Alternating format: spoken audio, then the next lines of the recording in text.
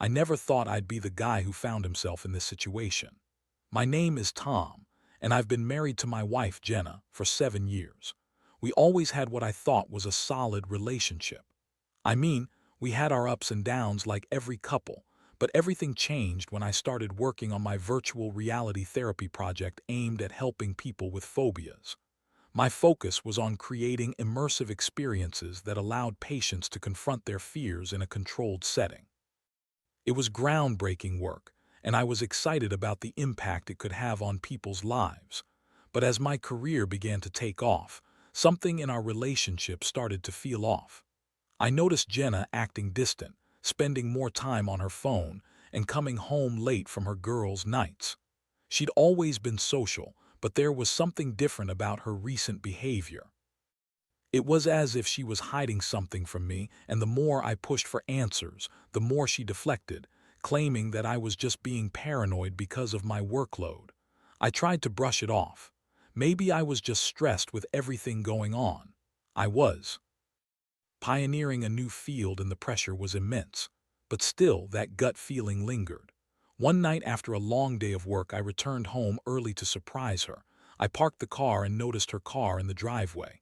At first, I felt a rush of relief. I figured we could have a cozy night together. As I entered the house, I felt a strange stillness. The lights were dim and the TV was on but muted. I called out, "Jenna, I'm home," but there was no response. I walked through the living room and into the kitchen where I found her phone lying on the table. The screen lit up and a message notification popped up from a contact saved as Josh.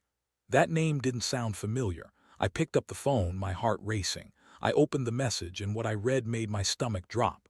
"Can't wait to see you tonight. I miss you so much. Let's make it special." I felt the world spin around me. My hands trembled as I dropped the phone back onto the table.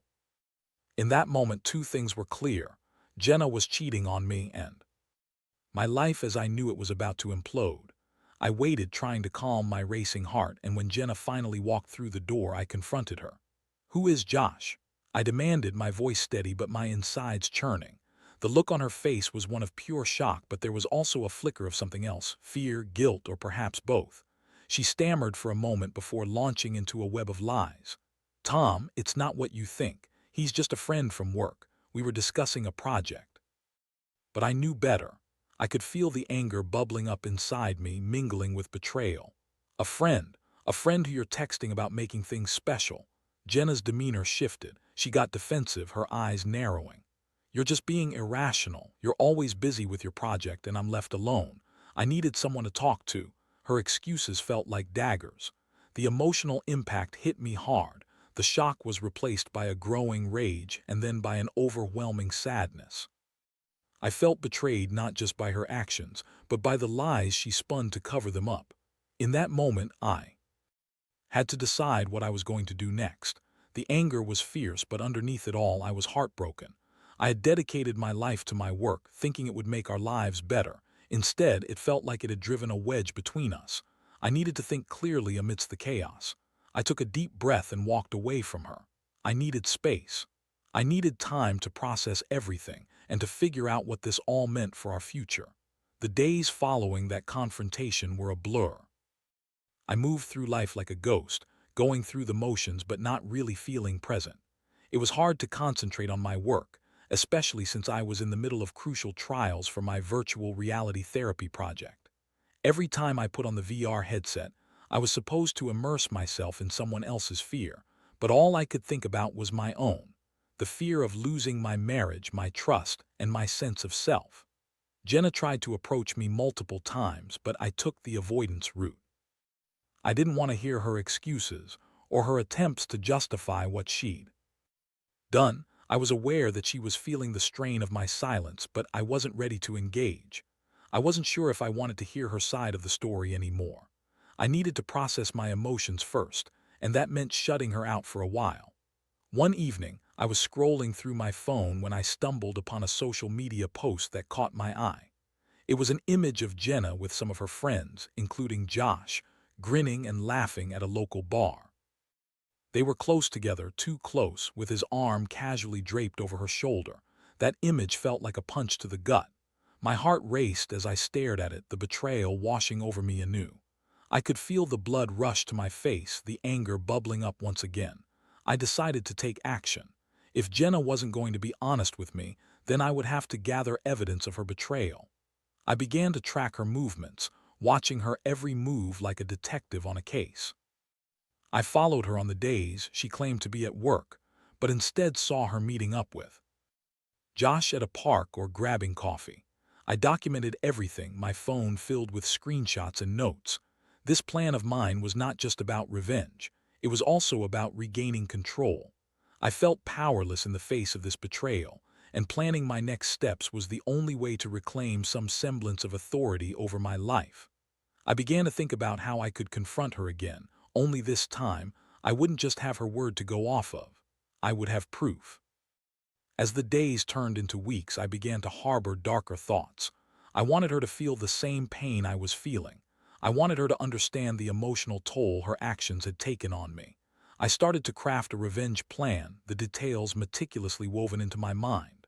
I would confront her with the evidence, not just to expose her but to show her the depth of her betrayal.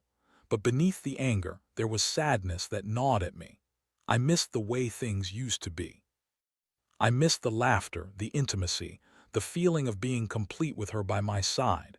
It felt like I was losing a part of myself with each passing day. I also started doubting my own worth. Was I not enough?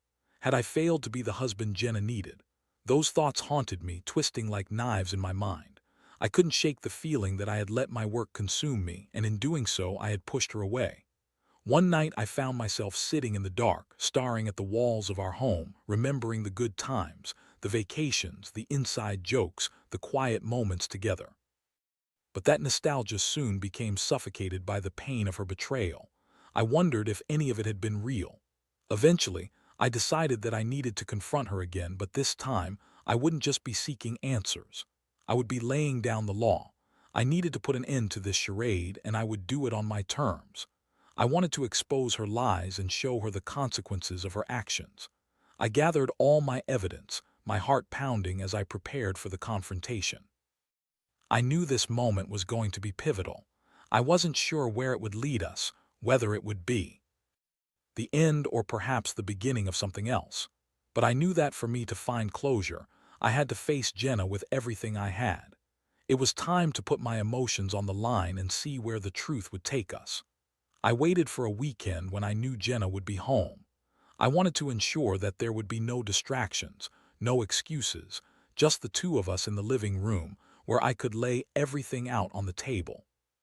The morning felt heavy with anticipation, and I was a bundle of nerves as I replayed everything in my mind. I had rehearsed my lines, trying to keep my emotions in check, but I knew that once I started talking, it would be hard to hold back. When Jenna finally came down, her hair was tousled and she looked a bit groggy. I was sure she had no idea what was coming. I took a deep breath, feeling the weight of the moment on my shoulders. "Jenna, can we talk?" She looked at me, puzzled. "Sure, what's up?" I gestured for her to sit down. The air in the room felt thick with tension as I gathered my thoughts. "I know about Josh," I said, my voice steady but filled with an underlying intensity. Jenna's eyes widened, and for a moment I thought that maybe, just maybe, she would finally admit to her infidelity, but instead she shook her head in feigned innocence. "What do you mean? He's just a friend, Tom. You need to stop being paranoid." "Stop lying," I shot back, frustration bubbling to the surface. "I have proof. I've seen you with him. Late nights, the messages, it's all there. You've been cheating on me." Her expression shifted from feigned innocence to a defensive posture. "So what? You think you can just accuse me without any real evidence? This is ridiculous."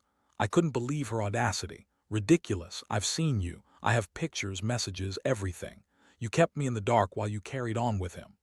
I pulled out my phone and showed her the screenshots I'd collected. Her face went pale as she scrolled through the damning evidence. "Okay, fine, maybe I texted him, but it's not like that," she exclaimed, but her voice wavered and I could see cracks in her facade. "Not like that, Jenna, you're lying to my face. You've been spending time with him, flirting and texting about making things special. What do you think that means? It means you're cheating on me." She took a step back, her expression morphing into anger. "You're just making it worse. You're making a big deal out of nothing. You're busy with your work and I felt alone. I needed someone to talk to. There it was again, her attempt to shift the blame onto me. It infuriated me. So you made a conscious choice to betray me. That's your excuse. I've been working hard to build a future for us, and while I'm doing that, you decide to go off with another man. Tears swelled in her eyes, but I was done with sympathy. You don't get to cry now, Jenna. You made your choice. You could have come to me, talked to me, but instead you chose to cheat. She broke down. I didn't mean for it to happen. It just happened. Josh was there when you were busy, and I just needed someone. Hearing her brush off her actions as a mere accident made my blood boil. So it's my fault for working too hard. You know that's not how relationships work. You don't get to place the blame on my career. I felt my resolve hardening. I don't know if I can stay with someone who can't be honest with me. The trust is shattered, and I don't know if I can rebuild it. Jenna stepped forward, desperation in her eyes. Tom, please, I'm sorry. I'll do anything to fix this. I love you. Do you love me, or do you love the thrill of having someone else? I shot back. You can't have it both ways. You need to choose. You need to decide what you really want. The silence fell heavy around us. Her pleas felt empty, and I could see the realization dawning on her face that I wasn't going to back down this time. I was done being played. I took a step back and let the weight of the moment settle in. The confrontation hadn't gone as I'd initially imagined.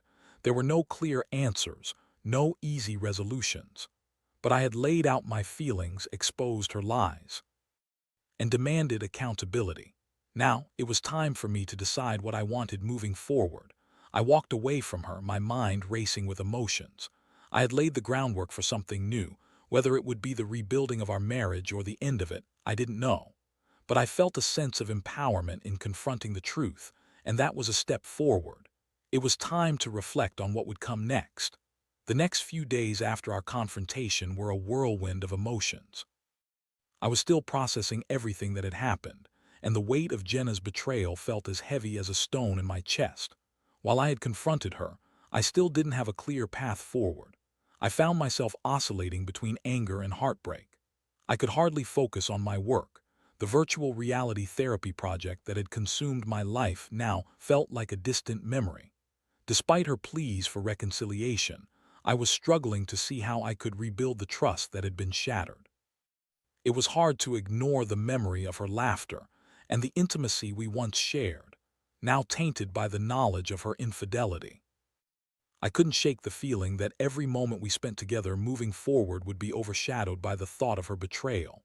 Jenna tried to reach out to me, making attempts to talk things through, but I wasn't ready.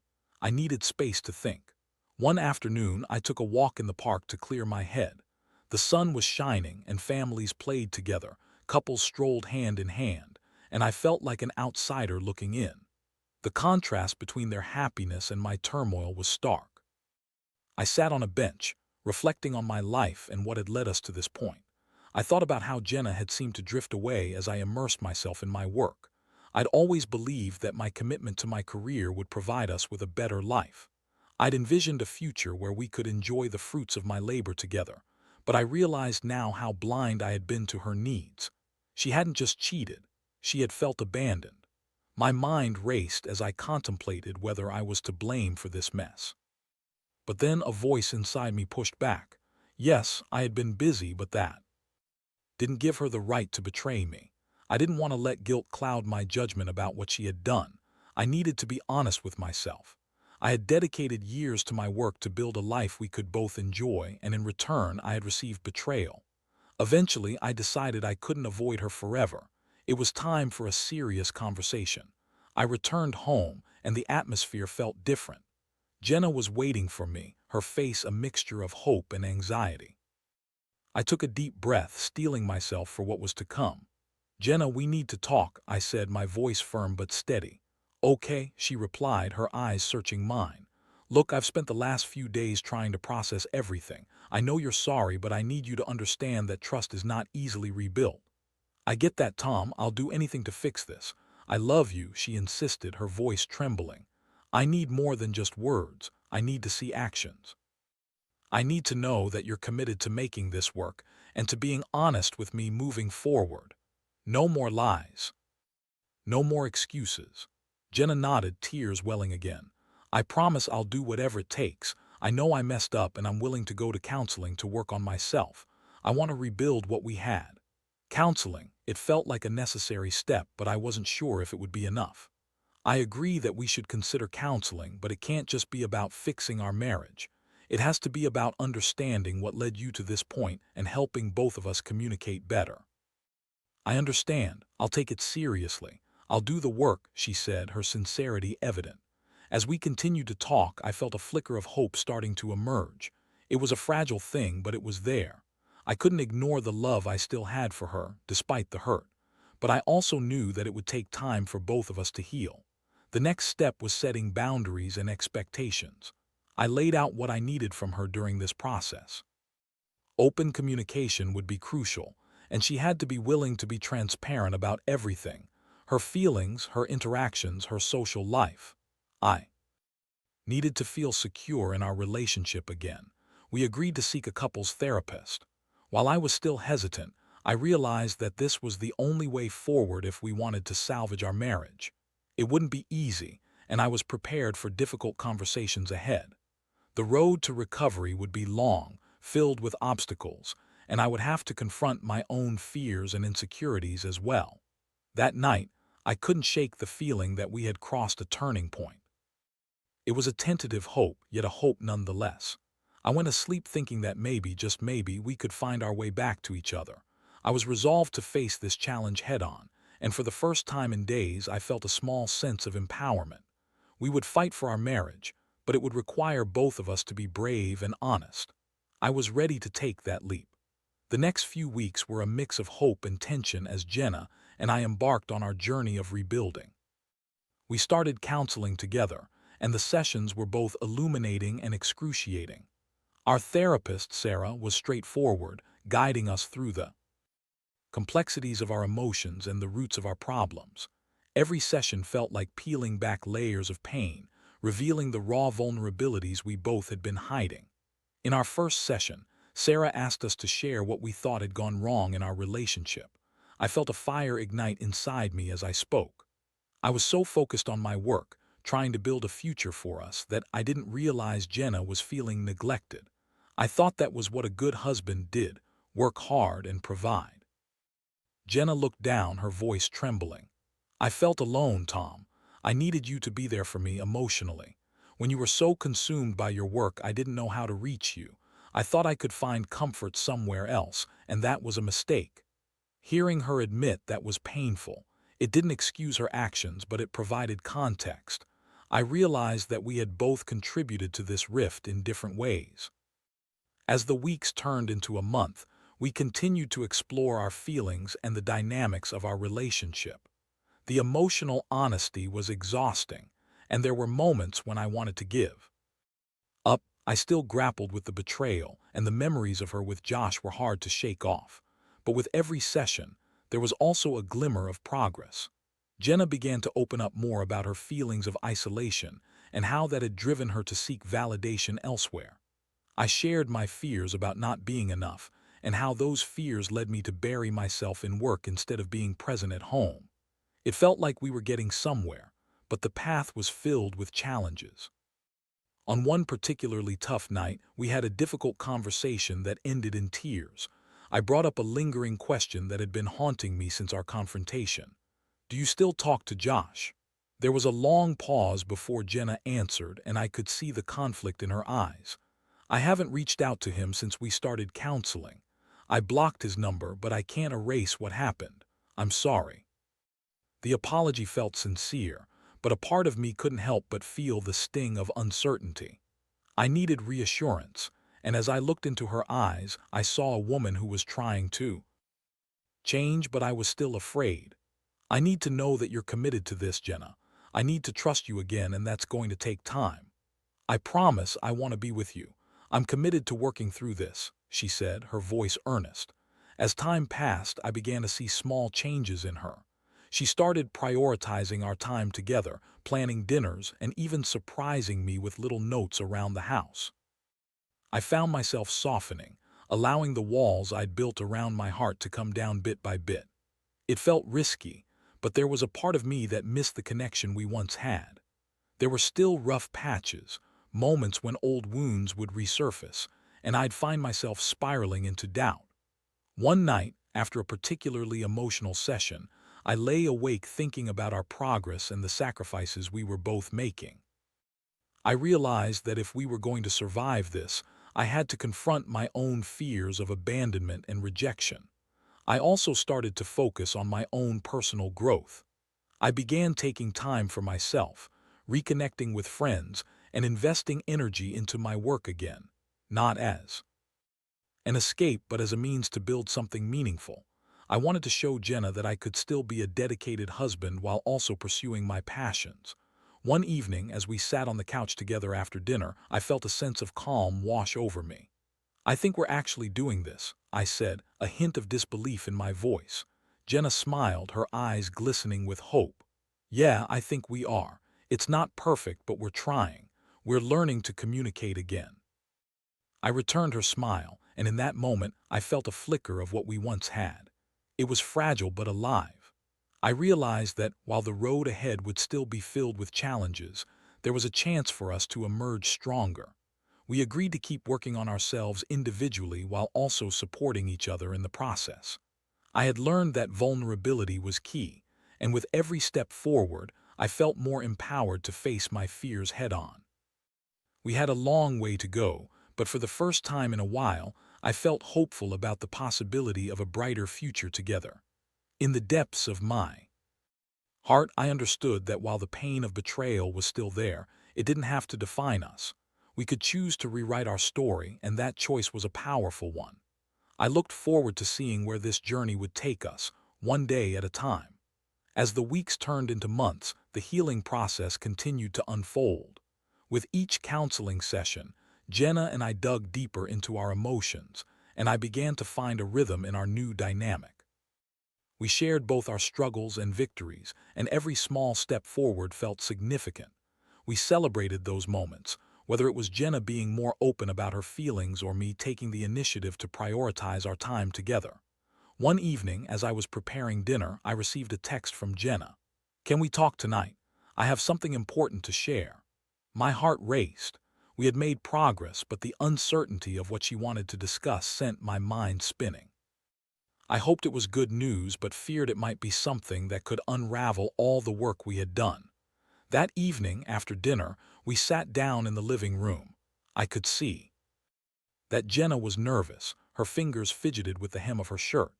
"I've been thinking a lot about us and everything we've gone through. I wanted to share my progress," she began. I nodded, encouraging her to continue. "Okay, go on." "I've been focusing on myself too. I've started seeing a therapist on my own to work through my feelings and understand why I felt the need to betray you. I want you to know that I'm taking this seriously," she said, her voice steady but filled with emotion. Hearing her commitment to personal growth filled me with a mix of pride and relief. "That's really great to hear, Jenna. I think that's important for both of us," I replied, trying to hold back the swell of emotion in my chest. She smiled, and the warmth in her expression gave me hope. "I'm also working on being completely transparent with you. I don't want any secrets between us anymore. I want you to feel secure about where we stand." I appreciated her honesty. "That means a lot to me. Trust is built on transparency, and I'm glad you understand that." As we talked, I felt a shift in our relationship. Each moment of vulnerability strengthened the bond we were trying to rebuild. We shared our fears, our dreams, and slowly I began to feel the intimacy returning. It was different now, tinged with a deeper understanding of each other's struggles. One weekend, we decided to take a short trip to the coast. We felt we needed a change of scenery, a break from our routine to reconnect with each other. As we walked along the beach hand in hand, I looked at Jenna and saw the woman I fell in love with. The sun was setting, painting the sky in hues of orange and pink, and I felt a warmth growing in my heart. "Thank you for coming on this journey with me," I said, my voice filled with sincerity. "It hasn't been easy, but I feel like we're getting closer to where we need to be." Jenna looked at me, her eyes sparkling with emotion. "I'm grateful for your patience and understanding, Tom. I'm committed to making this work. I know I hurt you, but I want to prove that I can be better." As we stood there, the Waves crashing in the background, I realized that while the scar of betrayal would always be a part of our story, it didn't have to define us. We were learning to communicate better and support each other in ways we hadn't before. I could see the potential for a renewed relationship, one that was stronger and more resilient. When we returned home, we made it a point to continue our therapy sessions and to check in with each other regularly. We established a routine of open dialogue where we could share our thoughts and feelings without the fear of judgment. I started to understand my own emotions better, allowing myself to be vulnerable without the constant fear of rejection. Months passed, and while there were still moments of doubt, there was also an undeniable progress. I could feel the foundation of trust slowly being rebuilt. I noticed myself laughing again, feeling lighter. Our relationship was evolving, and I was learning that forgiveness wasn't just a single act, it was a continuous process. One evening, as we sat on the couch watching a movie, Jenna leaned her head on my shoulder.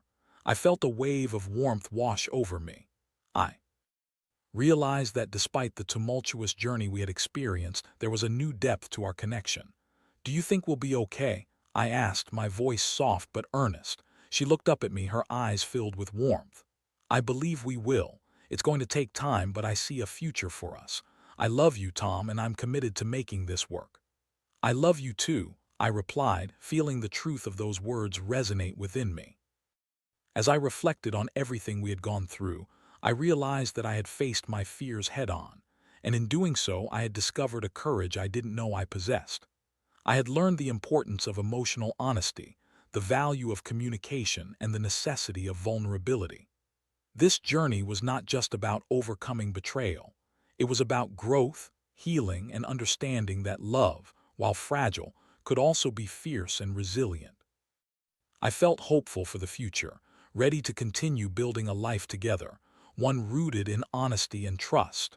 Together, we were writing a new chapter, one that was defined not by the mistakes of the past but by our commitment to each other and our shared desire to grow.